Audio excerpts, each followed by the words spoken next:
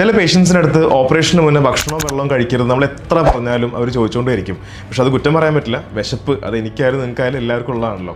പക്ഷേ ഒരു ഓപ്പറേഷൻ തിയേറ്ററിൽ ആ OT ടേബിളിന് മുന്നിൽ ഇരിക്കുമ്പോൾ ആസ് എൻ അനസ്തറ്റിസ്റ്റ് എൻ്റെ ഏറ്റവും വലിയ റെസ്പോൺസിബിലിറ്റി എന്നുള്ളത് ആ പേഷ്യൻ്റെ സേഫ്റ്റിയാണ്. ഇതെങ്ങനെയാണ് കണക്റ്റ് ആവുമെന്ന് പറഞ്ഞാൽ നമ്മൾ ഓപ്പറേഷന് മുന്നേ അത് കുറച്ച് അല്പം വെള്ളമായാൽ പോലും ഈവൻ ഒരു ബിസ്ക്കറ്റ് ആയാൽ പോലും അത് ലൈഫ് ത്രെറ്റനിങ് ആവാനുള്ള ചാൻസ് ഉണ്ട്. കാരണം അനസ്തീഷ്യ കൊടുക്കുന്ന സമയത്ത് ഒരാളുടെ ബോഡിയിൽ നോർമൽ ഡിഫൻസ് മെക്കാനിസം ഫംഗ്ഷൻ ആവില്ല, പ്രത്യേകിച്ച് ഗാഗ് റിഫ്ലെക്സ്. ഈ ഗാഗ് റിഫ്ലെക്സ് ഉള്ളതുകൊണ്ടാണ് ഭക്ഷണമൊക്കെ നമ്മൾ കഴിക്കുമ്പോൾ തരിപ്പി കയറാതിരിക്കുക.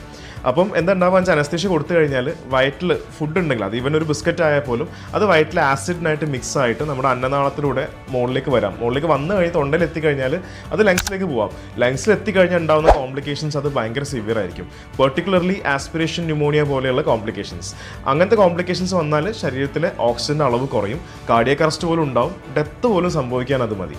ഈ സീരിയസ് ആയിട്ടുള്ള കോംപ്ലിക്കേഷൻ ഒഴിവാക്കാൻ വേണ്ടിയിട്ടാണ് നമുക്കൊരു സർജറിക്ക് മുന്നേ ഡോക്ടർ കൃത്യമായിട്ട് നമുക്ക് ഫാസ്റ്റിംഗ് അവേഴ്സ് പറഞ്ഞു തരുന്നത്. അതിന് NPO എന്നോ നിൽ പെർ ഓറൽ നിൽ പെർ മൗത്ത് എന്നൊക്കെ പറയാറുണ്ട്. ഈ ഫാസ്റ്റിംഗ് അവേഴ്സിലെ ക്രൈറ്റീരിയസ് എന്താണെന്ന് വെച്ചാൽ ഒരു സർജറി പ്ലാൻ ചെയ്ത ടൈമിൻ്റെ 6 മണിക്കൂർ മുന്നേ, അതിന് മുന്നേ വരെ നമുക്ക് സോളിഡ് ആയിട്ടുള്ള ഭക്ഷണങ്ങൾ കഴിക്കാം. 4 മണിക്കൂർ വരെ പാല് പോലെയുള്ള ഈവൻ കുറച്ച് കട്ടിയായിട്ടുള്ള ലിക്വിഡ് ഫുഡ്സ് കഴിക്കും. സർജറിക്ക് 2 മണിക്കൂർ മുന്നേ വരെ ക്ലിയർ ആയിട്ടുള്ള ഫ്ലൂയിഡ്സ്, അത് വെള്ളമാവാം, ഇളനീര് വെള്ളമാവാം, അതൊക്കെ കുടിക്കാൻ പറ്റും.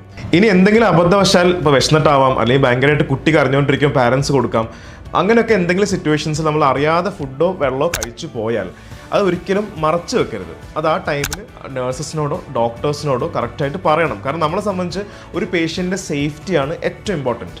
ചിലപ്പോൾ സർജറിയൊക്കെ ഒന്ന് മാറ്റി വെക്കേണ്ടി വന്നേക്കാം, പക്ഷെ അത് പോസ്റ്റ്പോണ്ട് ആവുന്നതിനേക്കാളും ബുദ്ധിമുട്ടാണ് ആ സർജറി ടൈമിൽ ആസ്പിറേഷൻ ന്യൂമോണിയ പോലെയുള്ള കോംപ്ലിക്കേഷൻസ് വന്നാലുള്ള ബുദ്ധിമുട്ടുകൾ. അപ്പോൾ അത് കംപ്ലീറ്റ്ലി നമ്മൾ അവോയ്ഡ് ചെയ്യണം. ഇതിന് നല്ലോണം ശ്രദ്ധിക്കുകയും വേണം.